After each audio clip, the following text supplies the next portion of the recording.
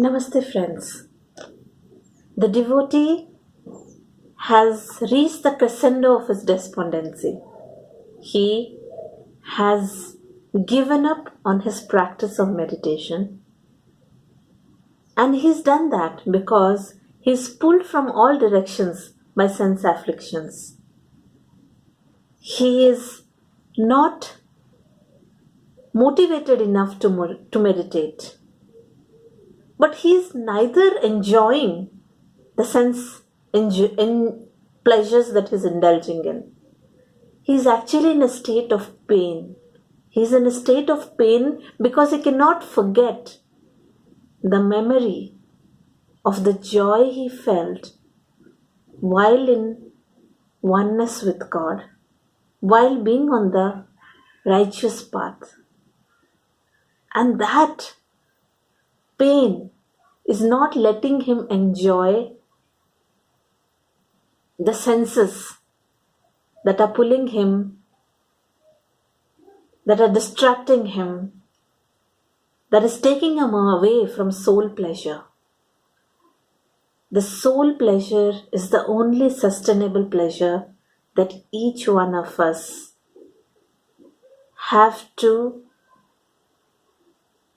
aspire to attain. If we attain that, then there is no end to the happiness that will result from that.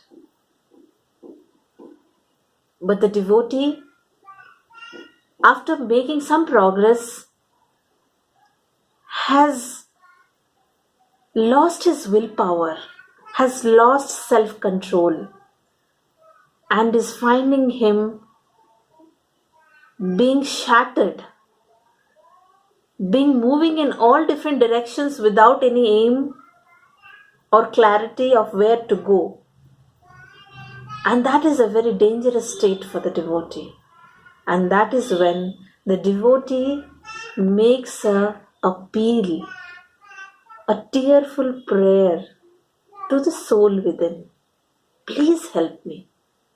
Please help me overcome this inertia that I have got into. Please help me by showing me the light when it is all dark here.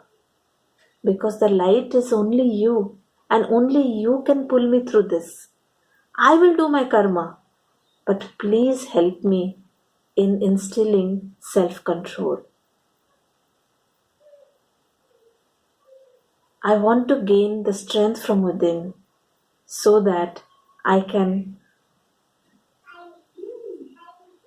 make progress in this only path that is going to ensure me sustainable happiness. And very rightfully so, when the prayer has been with full heart and sincerity, the inner voice opens up. The inner voice opens up and shows the path. Only that devotee who is sincere and has seen the bliss of God communion can differentiate which is the voice of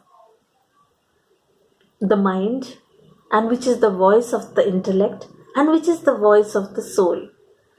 And the voice of the soul is very qualitatively different from these two other voices because it comes from deep within.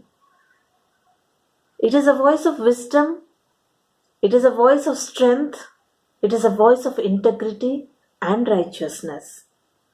And that voice guides us through the challenges that any devotee faces through this spiritual struggle, because we forget the real nature that we are born into.